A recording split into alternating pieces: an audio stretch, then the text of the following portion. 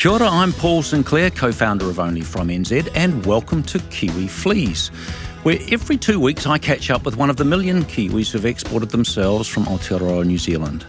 Whether a brain drain or a brain gain working in our favour is just one question I'm exploring, one special expat New Zealander story at a time. Today's Kiwi Flea left New Zealand in 1980.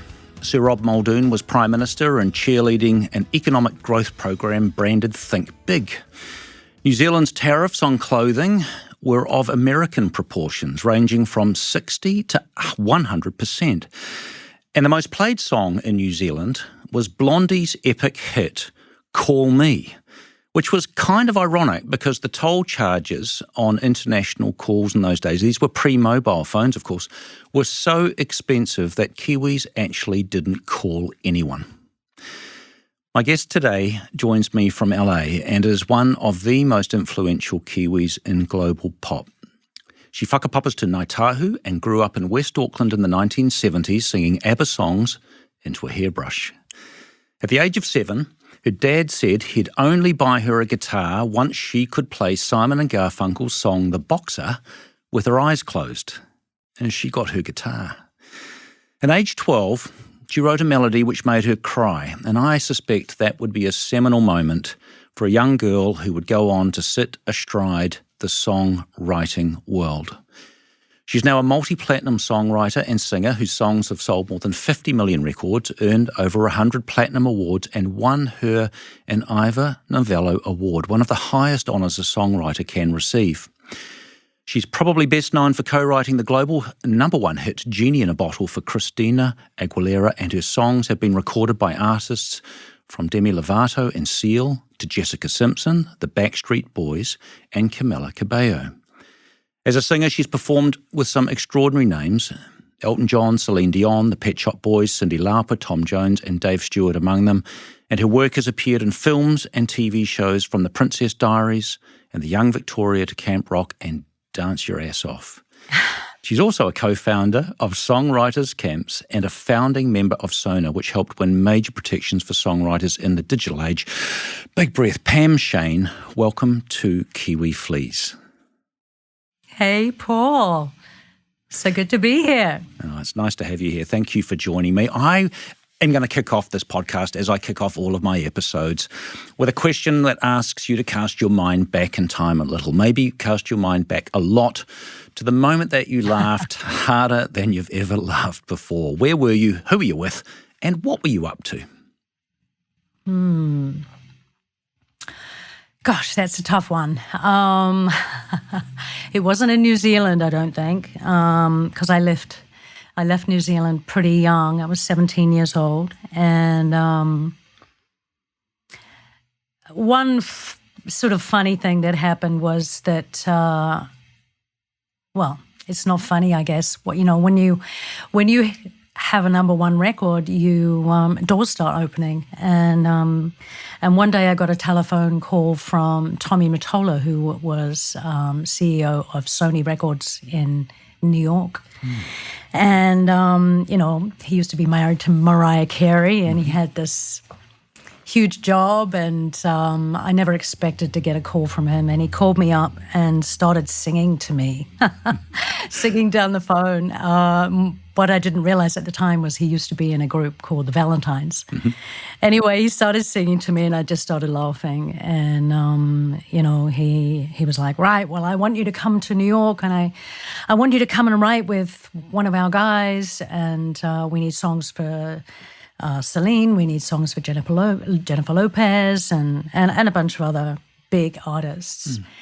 And But I was so nervous on the line, and I was like, okay, yeah, sure. When do you want me there? And so I went over and did this session with one of his guys called Corey Rooney, who was one of his go-to producers. And Corey was working around the clock. He has them working very hard. And poor Corey fell asleep during the session at one point. And then Tommy turns up with Talia, his wife, to hear what we were doing, to hear our song.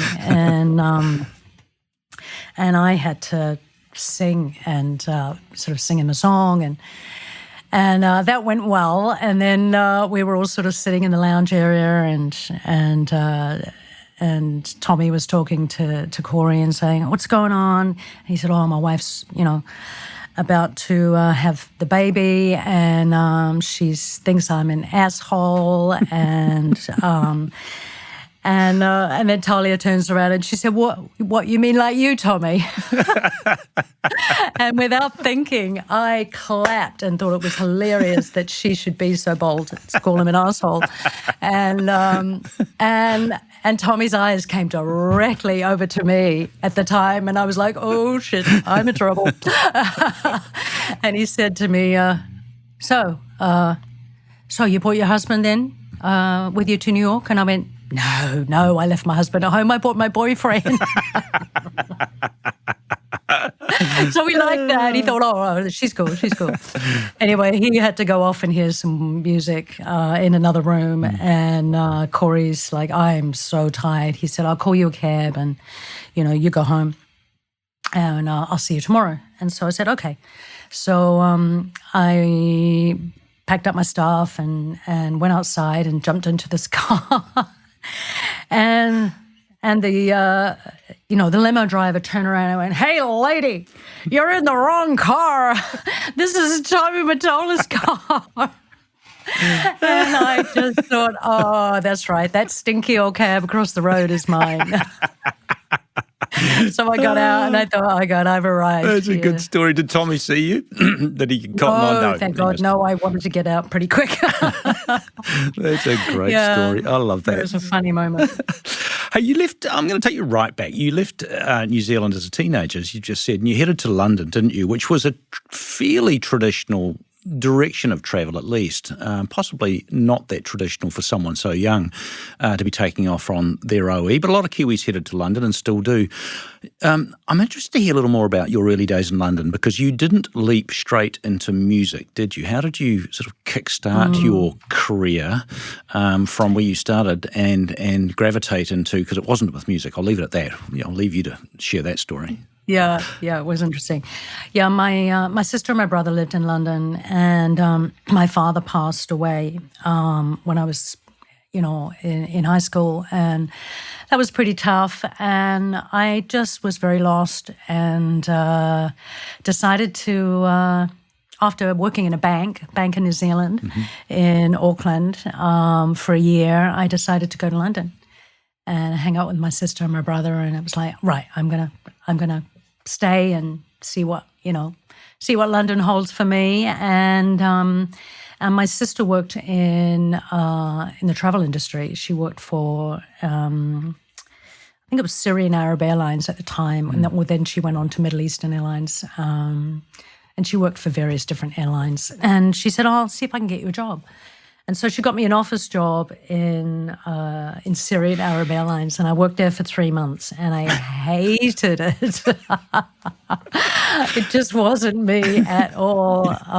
Going into London every day on the tube like sardines. Horrible. And it was a real wake-up call. So just kind of, very innocently started looking in the Melody Maker magazine for a job, for a singing job in the evenings. I thought, oh, well, let's try this, as well, on top of the day job. And I auditioned for a hotel residency, because I had already played guitar. I'd grown up singing and playing. From the age of 7. Yeah. And I got it. Yeah. And I got it. So I started doing both jobs, and that was just too much, because I was finishing at 1 a.m. in the morning and then getting up at like 5 or something to get into London. Yeah, nightmare. So it was too much. So I took the music job and gave up the day job, and I was off. So that was a residency in a hotel, singing covers, I presume? Singing covers, yeah. which I think you did for nearly 3 years. And when I heard that story or read that story, I've sort of got echoes in my mind anyway of the Beatles and what they did in their early days when they were travelling to Hamburg and playing intensely for a number of years. I don't think of you and the Beatles in the same breath, you know what I mean? But in terms of like the intensity, the intensity of that, well, I rate you higher than them, to be honest. What I'm interested in is so you did that for what, 3 years? 3 years. What did that teach you about music? I guess the music industry, but more interestingly for me, about yourself in terms of that period. Yeah, it's funny because it only hit me a few years ago, really, when I was thinking about my journey and probably talking to somebody about it, and I actually realized that singing lots of cover songs really. I was processing that and getting these melodies in my head, these strong commercial melodies, and they were all, hit songs that we were doing, popular songs across the board, but they were popular songs and storytelling. And I think it was a great grounding moment of not realizing, but unconsciously or subconsciously learning songwriting from singing covers. Yeah. And I am going to explore a little bit later on in the pod some of your thinking around creativity and storytelling through music and sort of the derivative nature of that. And by that I mean singing covers for 3 years. I'd imagine you're assimilating an awful lot about music, about the industry, about your starting also to see your place in it, because over time, and over time is the stress here, right? You did establish yourself as a songwriter in London and travelled widely, didn't you? Can you just talk me through that sort of transition from when you went from the hotel residency and the covers to becoming, I think you were writing probably the whole time, but, writing your own songs. Yeah, I don't think I started writing so much then. I had a good 10-year career as a singer, and after the residency, I started doing freelance work. I did a summer season, which didn't last very long because the band leader was verbally abusive, so I decided to cut and run pretty quickly, and then started working in other bands, that were doing functions, weddings, and all of those sort of things, corporate gigs, and then that sort of gradually progressed into getting asked to do a session, a recording session, doing backing vocals, and then I started getting more calls doing that, so I'd do more session work. I do some jingles. I do some touring, and it was the touring and the backing vocal work that was such a great learning curve for me in vocal arranging and learning about textures and vocal range. I absolutely loved it and loved travelling as well. So was this the travel that I've seen in your biography where you've travelled to Sweden and Germany and Denmark, and I saw LA and Nashville and New York in that mix as well, over that 10-year period? Is that what we're talking about?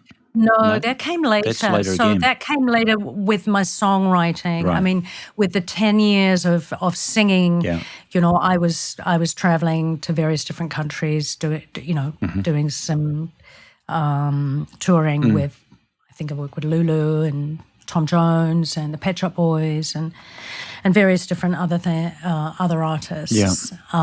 But the traveling with the songwriting came a little later after I started getting publishing deals. There is a word that comes up a lot when I have read up on you, and there's a lot written about you when you start to have a scratch around. And there's this word collaboration which pops up the whole time. And I would love you to share your thinking around the importance of collaboration in your career. It seems prevalent. It's very, very real. Yeah. Yeah, I love collaboration, and I don't know. I sit with my guitar and I write on my own, but there's always that one person on your shoulder going, "No, that's crap," and the other one going, "Yeah, yeah, yeah." I always prefer the energy in the room of other people and that combination of ideas and influences, and so I've literally spent my whole career collaborating with other people, and sometimes it's not so good, and other times it's great, but it helps you grow. It helps you grow. I'm interested to know what makes it great versus what makes it not so. What's the magic that is created? Because you're learning from every person you write with. You're learning something. I didn't have a creative mentor in my life.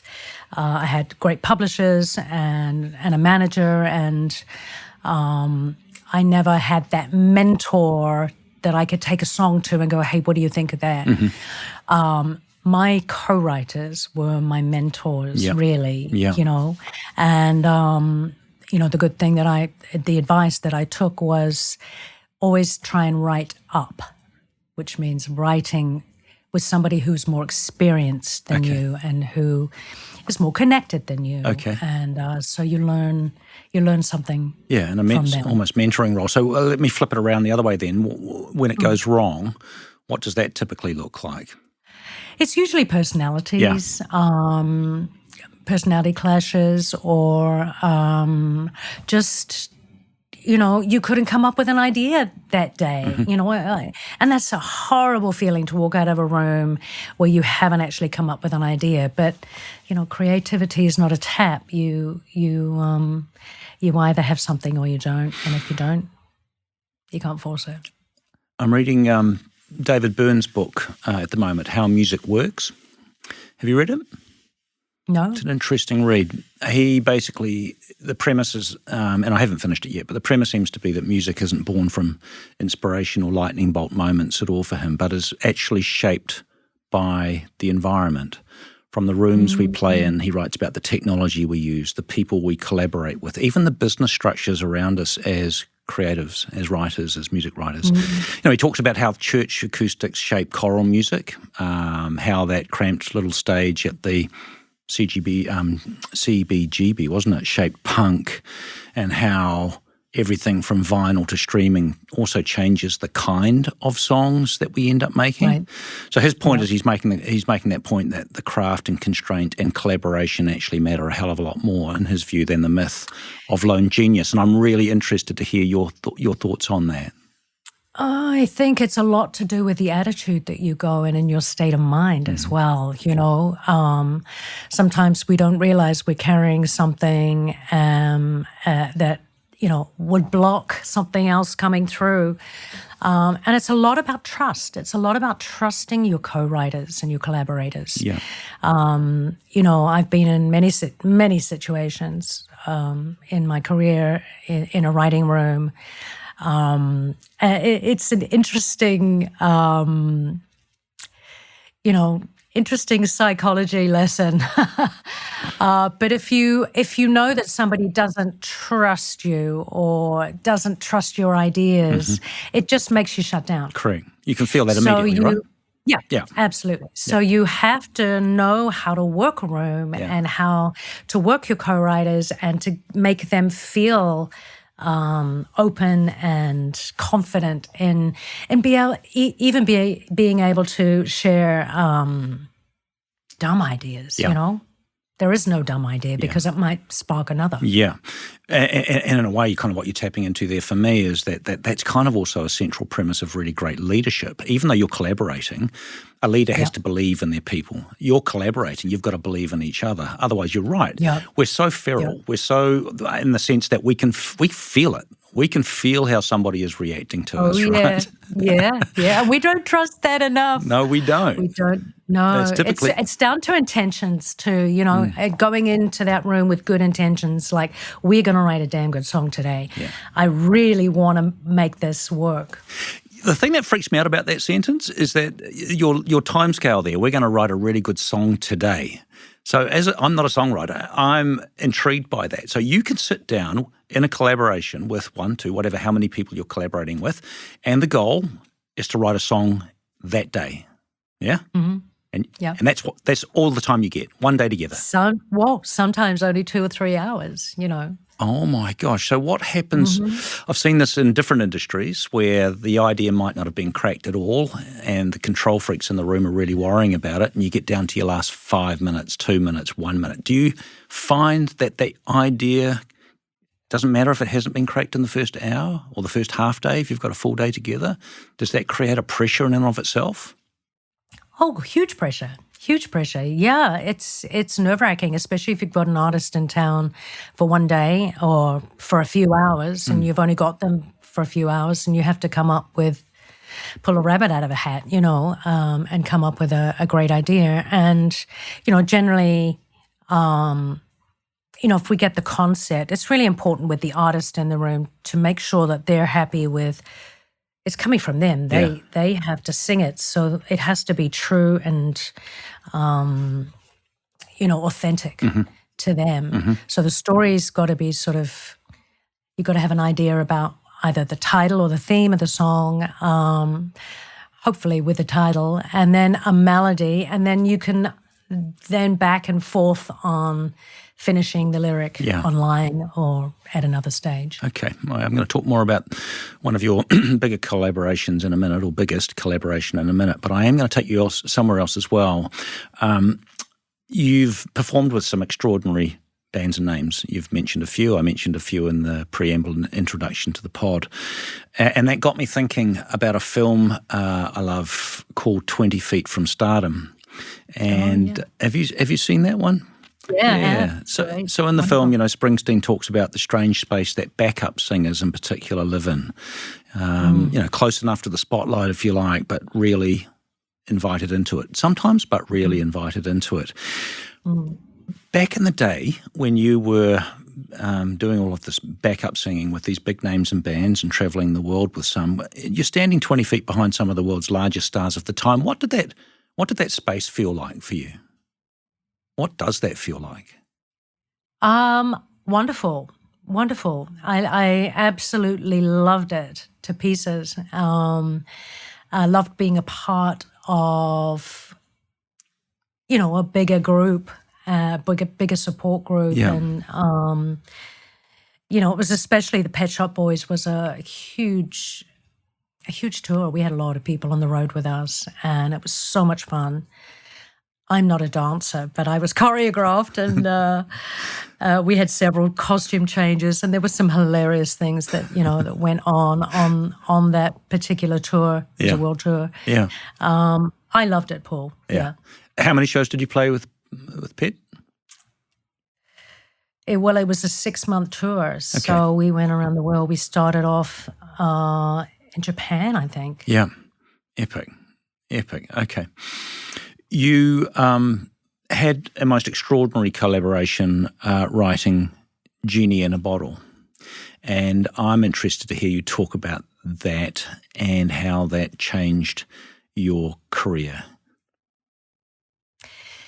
Yeah. I was living in London at the time, and I think I had come to the end of a publishing deal with a company called Hit and Run Music, which was Phil Collins and Genesis publishing company. And they had offered me another deal to re-sign with them, but it was not as good as the first one they had offered. So I was like, not going to happen. Yeah.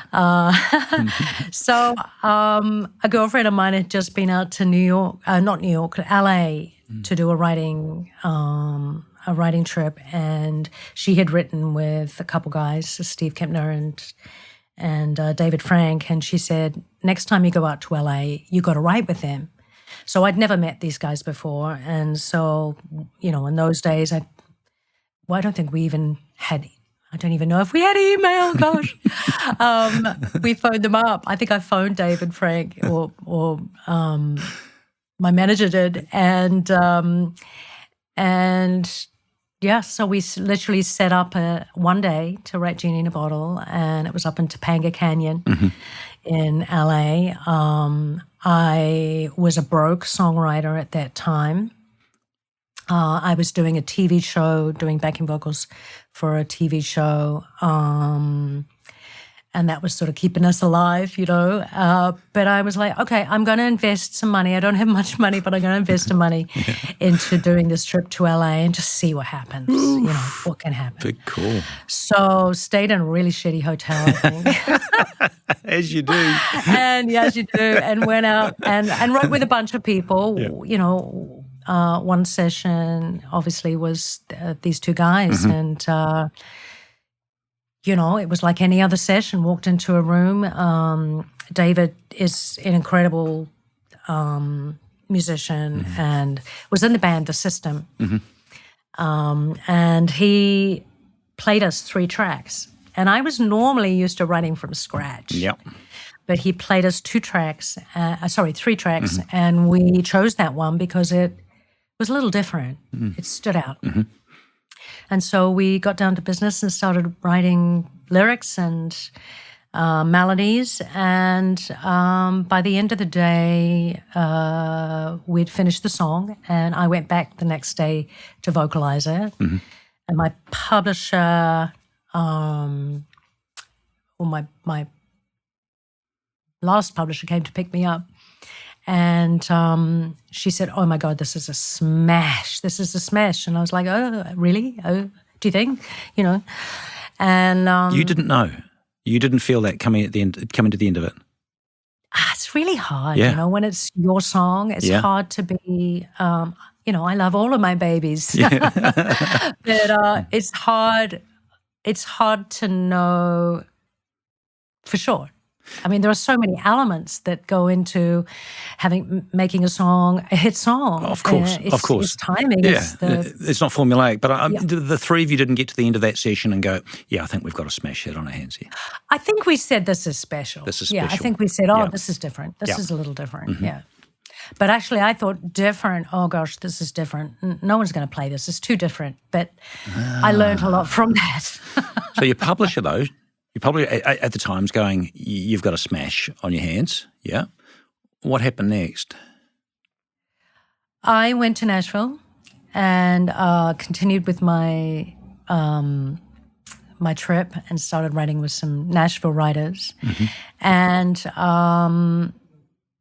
the guys finished off the production and sent the song to Ron Fair, who was Christina Aguilera's guy.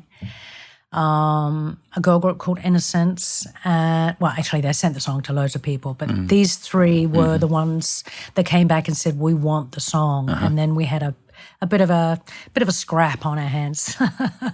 Paula Abdul was with the other one. That's a good scrap. And we had to talk it out and figure out who was the best one to go with. And Christina had her record ready to go. Yeah. She was a debut artist. They wanted Genie. They guaranteed us first single. They guaranteed the guys production. Yep. And we realized that her record had some big players on it, some big artists, big writers, songwriters on it, like Diane Warren and. Yeah. So we went for it. And when you say we, so I'm clear on that, the 3 of you make that decision together. Yes. Yeah, and that's unanimous. It has to be, or yeah, okay. So you all decided. Well, yeah, it should be. It should be. Yeah. Yeah. Okay. So you make the call. She takes the song. She records it. What happens next? Well, because the record was pretty ready to go. It was only a few months. Usually what happens is, an artist will record the song and you don't hear about anything for about another year or something.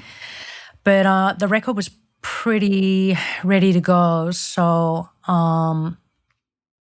it was within a few months that they said, okay, we're releasing this.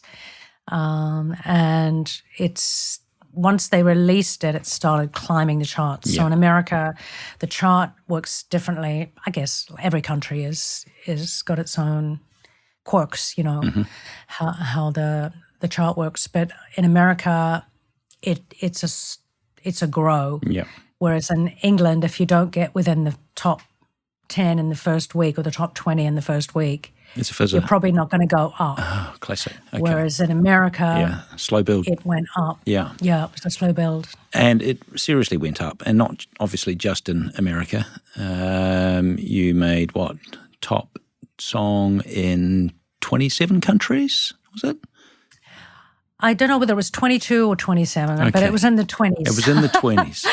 It was in the 20s. And I was in Greece at the time on holiday with my husband, and he was outside in the phone box, in a red phone box, calling Steve in LA going, "Come on, mate, tell me what's the news." And he'd put a bottle of champagne on ice with the owner of the restaurant and didn't tell me, but he'd found out by this phone call and came back to the table and said, "Oh no, we don't know yet. And then 5 or 10 minutes later, she brought the champagne over, and Nice. I was like, what? Nice. And of course, the song wins International Hit of the Year, and you win an Ivor for it, don't you? Yeah. Yeah, that was an amazing experience. What did that feel like? Well, I remember going to the Ivor Novellos for the very first time, and Nigel, my husband, who was my first publisher, not my first husband, my first publisher, and he took me to the Ivor Novellos and said, "Oh, you'll win one of these one day." And I was like, "Oh, don't be ridiculous, you know." He said, "No, mark my words, you'll win one." Nice. How prescient is that? Yeah. So what did your publisher see that you couldn't? I don't know. The reason I'm picking you up on this one, Pam, is that I hear this a little bit when I'm talking to Kiwis here and expats who are a wee bit humble or too self-deprecating, or perhaps they don't see what others see in terms of your talent. And clearly your publisher saw your talent. I can't see them saying that for the fun of it, right? No. Well, he had two people he signed to the very first publishing deal, and I was one of them. Yeah. And at the time, Diane Warren was, one of the biggest songwriters in the world, and he saw more mileage, even though it was very much going in the direction of producers rule, and production can win with an artist. A top liner can also evolve and write a lot more than maybe a producer, and be in a lot more rooms, and also write across genre, which is what I did. So I guess he saw that. Sorry, do you just want to explain what a top liner is for those who aren't from the industry? Yeah, of course. Top liner is the one who writes the melody and the lyric. And the thing that you sing. The thing that you sing. And that's your favourite place to work? Yeah, absolutely, because I'm a singer, yeah. And you were a singer at the age of 12, weren't you? Well, actually earlier than that. And that song, I want to take you back to that tune, that melody that you wrote as a 12-year-old, which made you cry. A weak parallel, I write, not songs, I write. And I sometimes think that what I'm writing is going to make people weep, but for all the wrong reasons. I'm just wondering whether you can still make yourself cry when you write. Do you move yourself to tears? Oh yeah, absolutely. The beauty and the beast of being a songwriter is that you're cracked open. Your emotion. A songwriter's language is emotion. You speak in emotions, and it's required to be vulnerable. I'm a crier. Do you know when you've written something that makes you that moved, that you're confident that that's going to have the same impact on those listening to your work?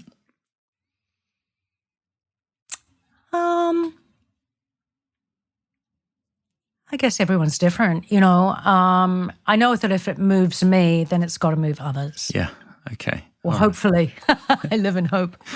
Well, it's important, and it's kind of a nice segue into another area I'm really interested in hearing your thoughts on, which is around AI and the impact of AI. And I'm going to talk about some of your advocacy work in a minute in streaming. But if we could just focus on this one for starters, which is what I'm hearing from that answer is that songs come from some sort of emotional truth, a lived experience, a grief, some joy, a connection, sadness, whatever.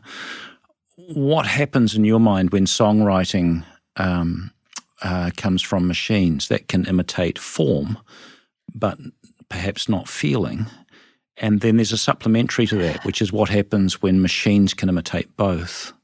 Mm. Yeah, it's terrible. I was talking about it, messaging somebody about it today on Facebook, talking about Suno. Songwriters have been hit from all directions, and this is just another. The straw that broke the camel's back, maybe, with AI coming in. On one hand, I don't think that we can clone consciousness. I think consciousness is our given magic as human beings.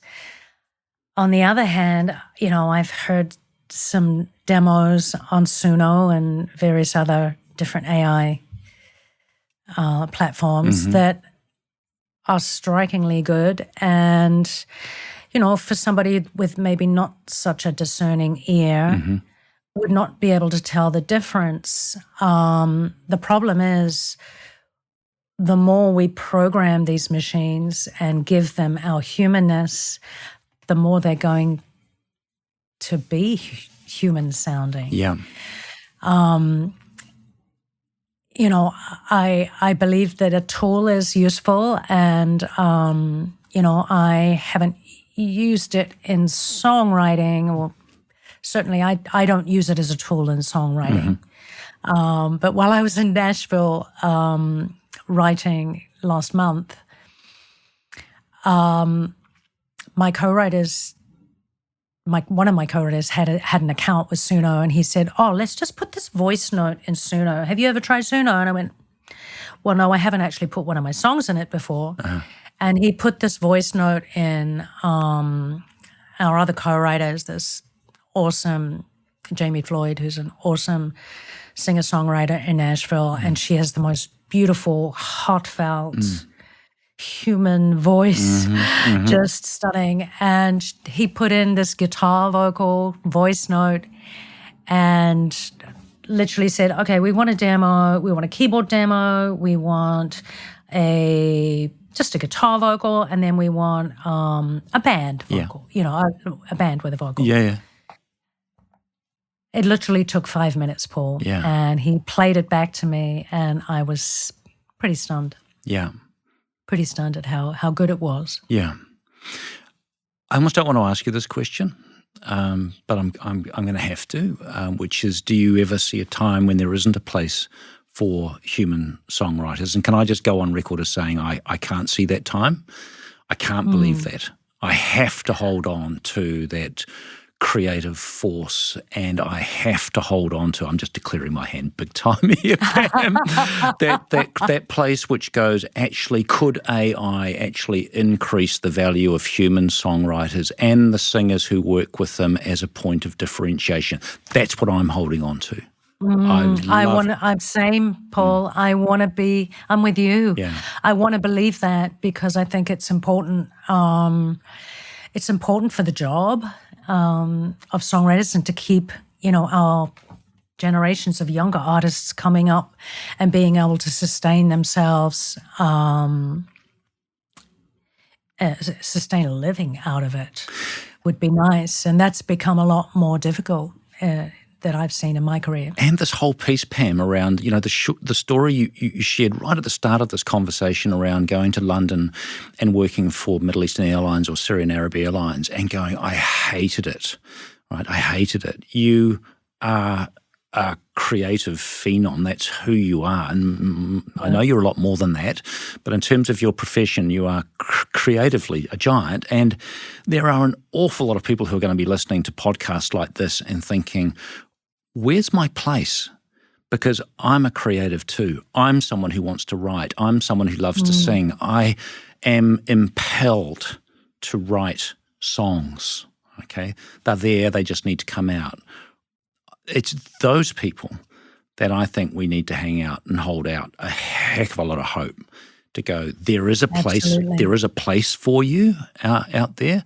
You talked about the double whammy or the camel that's broken the straw's back, and I think where you're going with that was streaming was probably the big hit that has taken songwriters out in some instances, I would imagine, hit them so hard.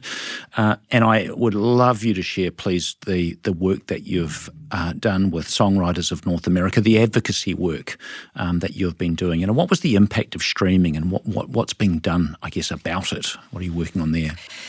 Yeah, so I was lucky enough to have been a songwriter in the 90s and the early 2000s before streaming came in, and actually, earned a decent living from songwriting, something that I absolutely adored and was passionate about, and still am.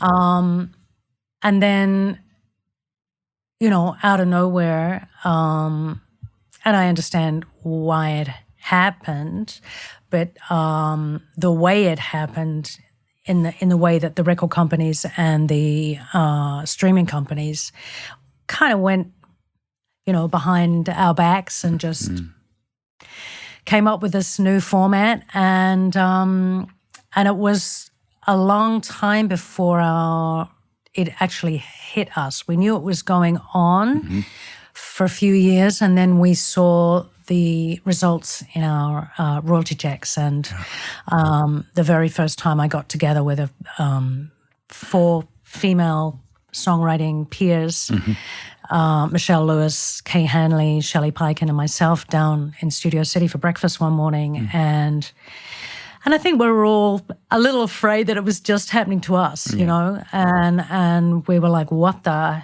hell just happened? What is your royalty check like this quarter, Because we get paid quarterly. We don't get paid monthly. And I have to say, mine just literally went off a cliff. Yeah. And we were like, well, Michelle Lewis and Kay Hanley had a conversation with a lawyer called Dina LaPolte, and she was like, you girls need to get off the fence and start fighting for yourself, because everyone else has their own agenda here. Publishers, PROs, record companies, the DSPs, digital service providers. There's so many people in the ecosystem that you have to actually start rallying for yourself. So we did. We're not allowed to unionize because we are government regulated, which is ridiculous. It's weird. Since the early 1940s, and there were consent decrees with ASCAP and BMI. Okay. But we have collectivized. It's been 10 years now. I'm not so involved as I was before. The first 7 years, we literally showed up. We were the shower-uppers, and we made shit happen, and we went to Washington, and we rallied, and we took out billboard signs shaming senators for not supporting music and stuff like that, which was pretty wild. And we ended up being partly instrumental. We weren't the ones that made the MMA pass into law, but we were one of those groups that were partly instrumental in it. The MMA being the Music Modernization Act. Yeah, right. Okay, so what was the implication of the act? What did that mean? Gosh, okay, so it was various different parts, and I wasn't on the advocacy committee, so as far as knowing every single act, I don't know every single act, but it meant that streaming would go up incrementally. Yeah. I think actually something that's happening in December. I just signed a letter for it to do with artists earning a radio royalty in America. I think I'm praying that one goes through. Yeah, so the intent of the act is to hopefully, well, my understanding would be to ensure or help ensure that actually music writers and people in the industry are fairly remunerated for their efforts, right? Mm-hmm. I mean, the streaming rate, it's crazy. It's crazy low. It'll never get back to physical rate. Right. Physical buying a CD in a store. It'll never be that. Okay. Again. I want to look at something a bit cheerier. But it might change. It might change for the better for songwriters. Who knows what's coming? Okay. Is that said with a sense of what's coming but can't talk about it, or just hoping that actually something will change in the economic model to make sure that songwriters, singers are actually fairly remunerated as opposed to tech giants of America? Yeah, I think there are lots of different platforms sort of popping up where music creators can earn money from. People can buy an event from you, or you can pay directly on a platform rather than it go through a publisher or somebody else, an in-betweener. There are similar platforms and books I know out here as well where you can buy off a platform within the country, here within New Zealand, that actually ensures that book is sourced from a bookshop in New Zealand. And this is for people who actually want to really support authors and bookshops. Yes. And bookshops. So, let's hope that coterie grows, right? Absolutely. I also think you've had a really interesting response. You haven't just sat on your laurels, obviously. You don't seem like the sort of person just to sit around and wait for things to improve, because you've started this thing, haven't you, called Songwriter Camps as a side business with your business partner, Richard Harris. Tell me more about Songwriter Camps. Yeah. So in 2017, after I was, we'd gone through all of this stuff with Sona and seeing how grim it looked for a songwriter, I actually considered at one point leaving the business. I was like, I just don't know. I don't know where to go now. I don't know how else to be of service or to do. And so I hit up a friend, a collaborator that I'd met in 2008 in Hawaii at a songwriting festival, a guy called Richard Harris, and he's an English guy. Yep. And we'd written quite a bit together and had some success. And I was like, I want to start a songwriting camp, teaching, helping young writers that need it,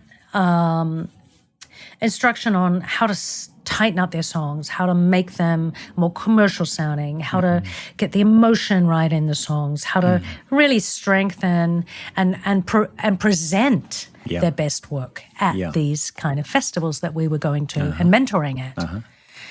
And so we talked about it for a year and started looking around at different places, and we found a place up in Palm Springs that we really loved, and we hosted 3 camps just before the pandemic hit us. Yay!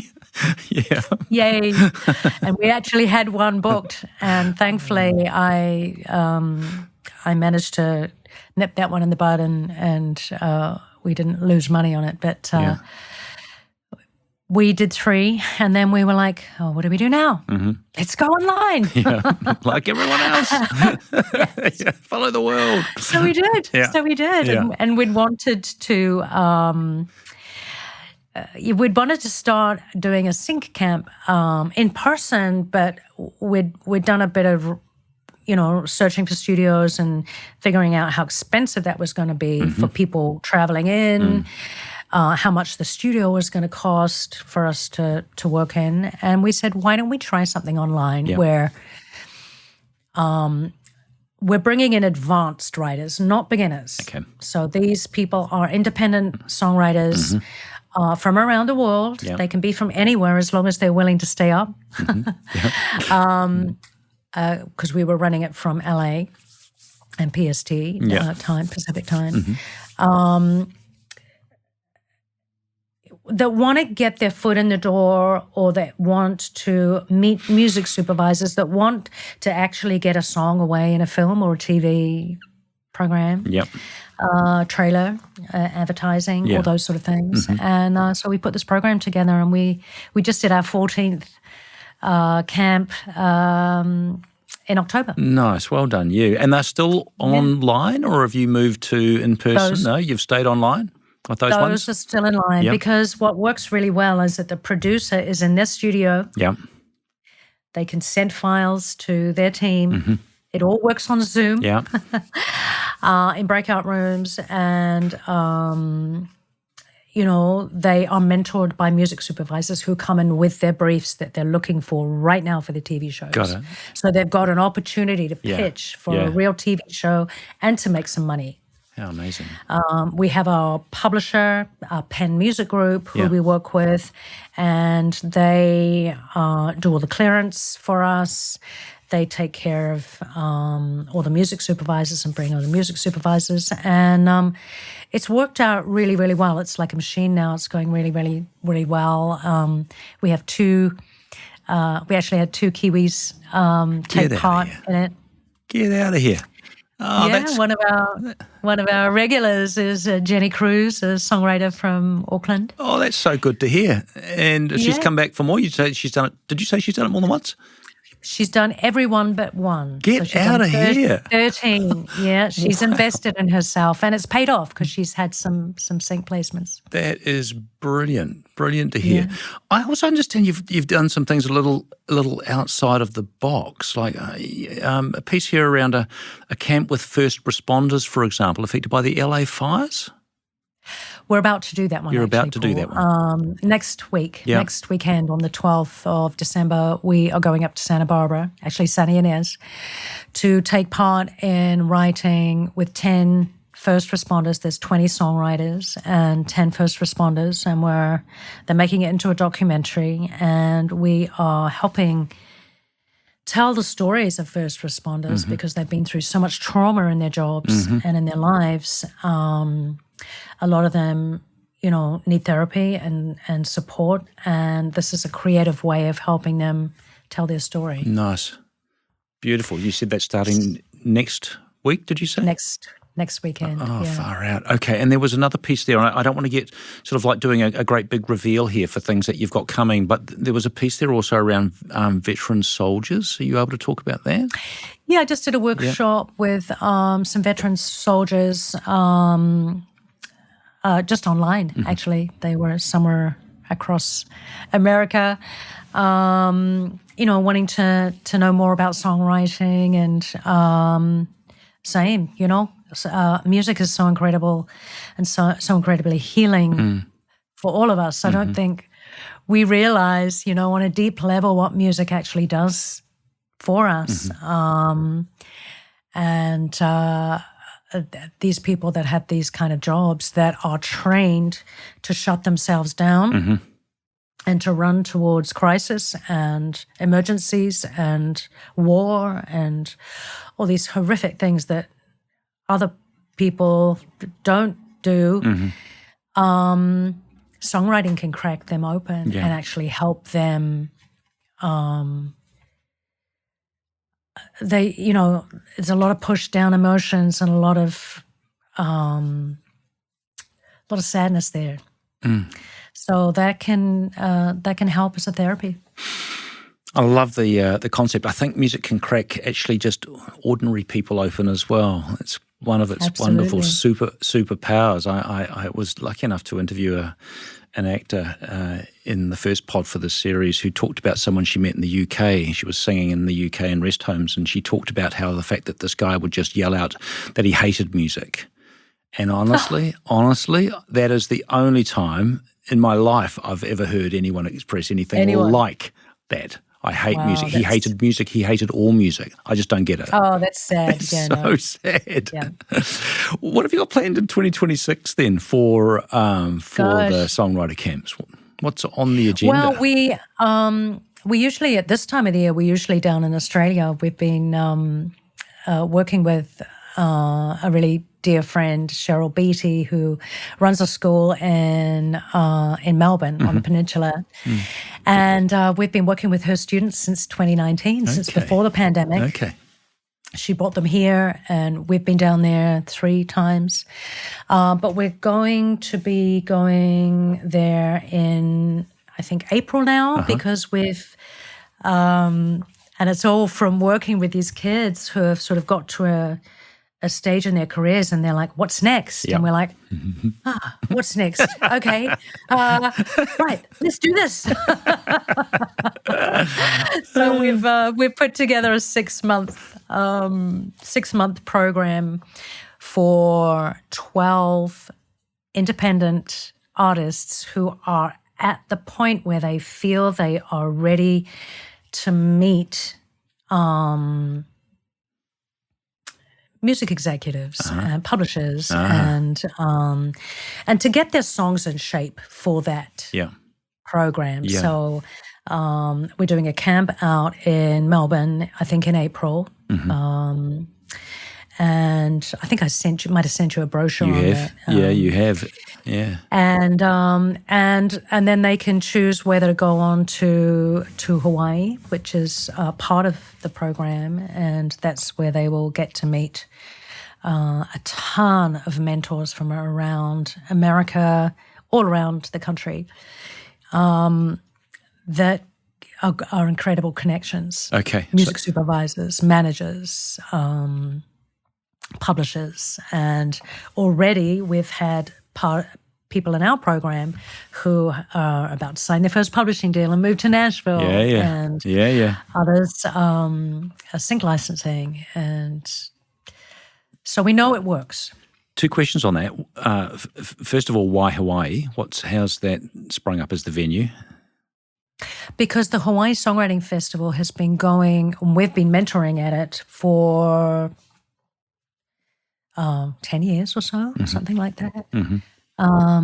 It's an incredible opportunity for young artists from all over the world, whoever wants to go to it without even getting involved in our program. But, they put forth a lot of music industry people and help young artists. So for a Kiwi songwriter listening to this pod, can they get involved in the Melbourne program? Is that fully subscribed? Or what is on offer for a Kiwi songwriter listening to Pam Sheyne talking right now? Well, there's 12 spots open, Paul, and I know a few have gone. We're looking for an artist that is, a little further along the line where they are gigging, they're out there making things happen for themselves, and they just can't feel like they can't get any further. They need a leg up. They need to, go to another territory or extend their connections, and make their songs stronger. They get their artistic direction tightened up, and they just need support. Yeah. I'd imagine that's a place that many creatives, young creatives, or not so young creatives, get to in their music writing lives. And what I love about what you're talking about there is that it's not just about the art of the creation of the product, the creative product, but you're also getting down to the real pointy end of how you actually make that, I guess, make a living from it. The business end of music as well, which you've obviously done and excelled at. You've got an enormous creative reputation and perspective and record, Pam. Just sort of like starting to wind things up a little bit here, but I'm really just love to know, what opportunities do you see for other Kiwis on the world's creative stage? What are some of the ways that anyone listening to this pod, hearing something of your story in the limited time that we've had together, how can they capitalise on this? Well, I know how tough it is to. I mean, I left pretty young in my career to get to go overseas, and at that point, because of my family situation, I didn't have it in my head. Oh, I'm going to be a music artist or a songwriter. I didn't really know at that point, but I want to be a part of helping Kiwis, music artists, get further and further in their careers, whether it's connecting them to the right people. And I wish there was the support in New Zealand. I don't know, and I'm doing a bit of due diligence on that, but I don't know what grants are out there to help Kiwi. I think we were talking about this at one point when we last had a conversation. Yeah. And I think in order to help artists, I think the government also needs to help New Zealand artists shine by giving them these grants or opportunities to grow outside of the country too. Yeah.